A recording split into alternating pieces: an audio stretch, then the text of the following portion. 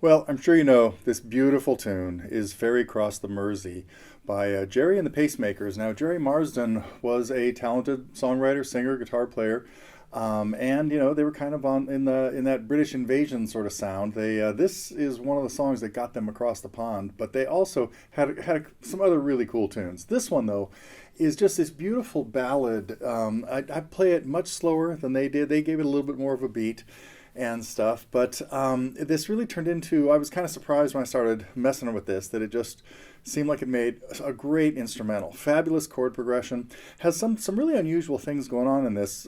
Let's talk about that first, in that the progression is basically an E chord and a D chord back and forth.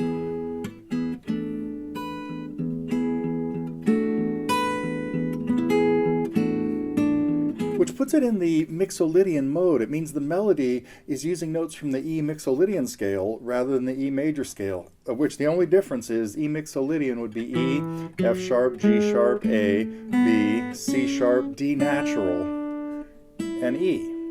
So that's where we get our two main chords. Chord 1 in the key would be E major, and chord 7 would be D major. These are really key chords from the key of A major.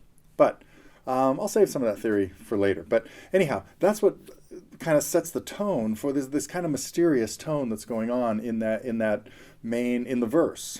Before the second half of the verse, or what really turns into the chorus, launches into E major. E to G sharp minor, to F sharp minor, to B7. And then the last line is the same. Back to the E's and the D's. So what we're going to do in this lesson, though, is, and this came out in the U.S., it came out in early '65. It was released in England in 1964 at the end of the year. But what we're going to do in this lesson is, I have a lot of instrumental arrangements that I've done over the years, and I have this one tabbed out, at least a verse and the bridge, which throwing in some harmonics. So we'll talk about artificial harmonics a little bit too. Decide to open it with some harmonics.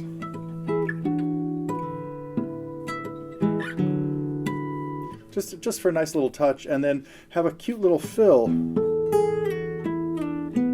that kind of leads into each verse. And that's sort of borrowed from one of the fills that we hear on the record, that happens kind of in the background. Anyway, what we're going to do in this lesson, though, is I'm first going to kind of talk you through without looking at the tab.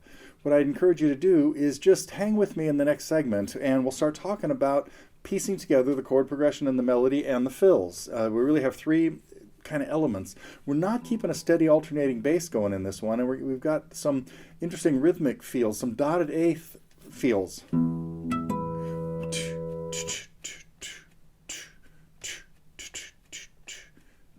So, anyway, so I'm going to kind of walk you through in the next segment how I kind of assembled this, and encourage you to work on just putting it together yourself before you look at the tab. You're of course welcome to look at the tab and look at the later segments too, but that's what we're going to do in this lesson on Ferry Cross the Mersey.